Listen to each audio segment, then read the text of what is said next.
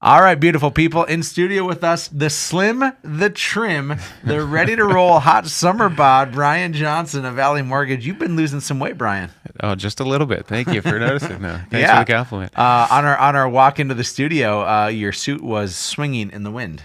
It was a little loose these days. Yeah. Good for you. My clothes usually are a little bit tighter. People always say, "Are those skinny jeans?" I said, "No, they're regular jeans, but I'm chubby." Right? Like they just look skinny. Brian Johnson with Valley Mortgage. Tell us who you are, what you do. Sure. Good morning. Thanks for having me. Brian Johnson with Valley Mortgage. I just said that. You did. Yeah. Thank you. I'll just reiterate what you say, right? Thank you for that.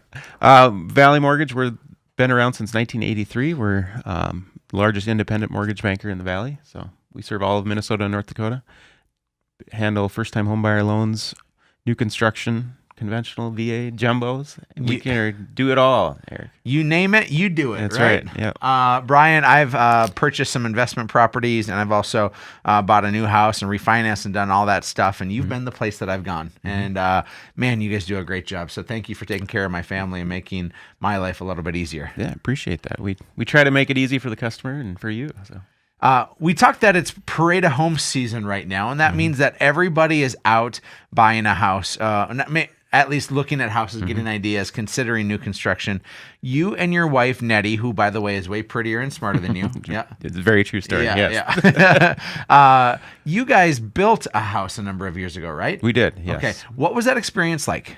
That was really good. I mean, we had just actually remodeled our basement at that time, and we decided we didn't want to live there anymore, so we moved. Just literally, it was a week. That sounds like a very bad usage of your funds. It was, but, it was nice because it was able to get our place sold quicker too. So, but we were able to then pick out what we wanted and build the house that we wanted. We love it. So the building process, I think that it happens a couple different ways, right? My wife and I, we recently remodeled our house. Our house. Ooh, feeling very Canada. Canadian. Yeah, right. That's great. To our Canadian friends, I'm just trying to relate with you right now. But my wife and I did what felt like a 7-year remodel. It was about 9 months when it was said and done. You haven't seen the new digs yet, have you? No, I haven't. You have to have me over. Looks like we're gonna have a dinner party. Yes. And we went through it, and we actually did all the financing ourselves. We paid for all the work from the contractor, and when it was all said and done, then we refinanced. So we took out a line of credit on our house. We put some cash in. When it was all said and done, we went back to the bank and back to you and refinanced our house. Is that what's typical if somebody's going to build a house, that they have to have X amount of money and lines of credit and other things if they're going to build? Most people don't have that ability to do that. So then what we take a look at is setting up a construction loan for them. And we'll take a look at the finished product when we're basing everything on the construction loan. So we'll get the plans and specs, the bids, the total cost of the project, have an appraisal completed as if it's done. And then we'll kind of base everything off of that. So typically we can look at lending up to 80% of the appraised value as it's being finished, and set up a construction loan so that you can do some of those either repairs or building the house itself. So is that what you did when you built your house? We did not. No, we actually went through a local builder and had them build it, and then we ended up purchasing it from it at the end. But that's kind of the going trend, isn't it? It is. That if you write an offer on a Designer or a Heritage or a PK or a Jordahl or a Thompson, I mean, I can go through a list of builders in town. I just went with the first 5 that were on the top of my head, right? Yep. They traditionally do the financing, don't they? They do, yep. So what do they expect for a down payment? Are you putting down 20%? Let's say you're building a $500,000 house. Do you have to put down $100,000 usually? That's a common myth. Most people think they need to have 20% down.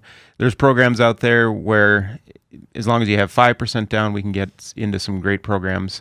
There's even programs with as little as 3% down, or there's first-time homebuyer programs that have down payment assistance. There's even down payment assistance if you're not a first-time homebuyer and you just need to maybe pay off some other debts and not save as much money for down payment. So you don't need to have 20% down all the time. Yeah, and I mean, it helps, right? It does. It lowers your payment. You avoid some fees and some other things. But that 20% down myth, both in new construction and in buying anything else is just that. It's a myth, right? It is, yeah. And most people have this hate relationship with PMI, Where's private the mortgage love insurance. hate? You just said hate. Yep, it was one-sided, right? Okay, yeah. But tell you what, mortgage insurance isn't always a bad thing. If your credit score is really high, mortgage insurance is actually pretty reasonable these days. So if you've got 5 to 10% down, there's different programs out there where we can put you into paying a one-time fee or financing mortgage insurance up front and getting rid of it rather than having to put down 20%. You can use that cash for upgrades or other things, and it's a better use of your money. I appreciate that, Brian. If you're going to move on a place, I know that these builders are going to require a certain amount of money down. So let's say they're going to require 5%. So let's say it's a $500,000 house that you're going to build, and they require 5% down as your non-refundable down payment, right? Is that money just gone, and does that go to the builder, or is that used essentially for your down payment on the mortgage side? That gets applied to your down payment. So that would go towards your down payment when you close. So I wouldn't need, if I'm building a house, I wouldn't need 5% for the builder and 5% for the mortgage. It's all the same 5%, right? Correct. Yep. It gets put into that, and that would go towards your down payment. I actually think if you're listening right now and you're like, I don't know if I'm going to buy a new house right now, like totally cool. I get it, because most people don't move, right? They say that the average person sits in their home for about 9 years right now. But Brian, how long have your grandparents lived in the same house? Oh, they lived there a long time. Yeah. 50 years. and first-time home buyers stay 4 to 6 years, and that fluctuates for each person, right? But if you maybe bought a house 4, 5, 6 years ago, or even 20 or 30 years ago, and you're thinking about getting something newer, I think the Parade of Homes is that right time, Brian. I think that people can go and scope out and get ideas to maybe remodel their own house. They can create their dream list. But the surprising thing is that they can possibly get into a house, restructure some payments, and this is where you come in.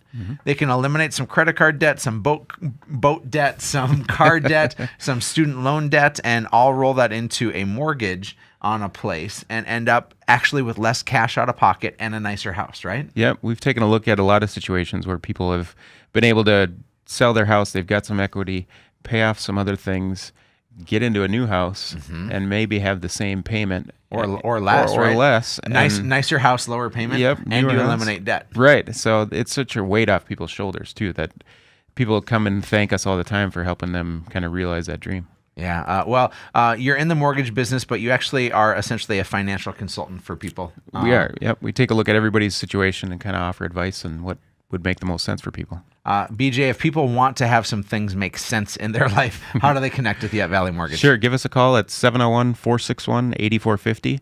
You can visit us online at valleymortgageinc.com or stop and see us at 3315 45th Street South. Oh, walk-in business card, Mr. Brian Johnson. I appreciate that. And if you forget all that information, just go to livefargomoorhead.com and you'll find some Valley Mortgage information there on our website. BJ, thanks for sponsoring the show. Thanks for smelling good today. Thanks for dressing up as always. I appreciate you. And by the way, folks, go to livefargomoorhead.com right now. Find out what your home is worth. So if you want to start swinging some equity towards some debt elimination and a new house, let's do that. This is Real Estate Radio with Erik Hatch.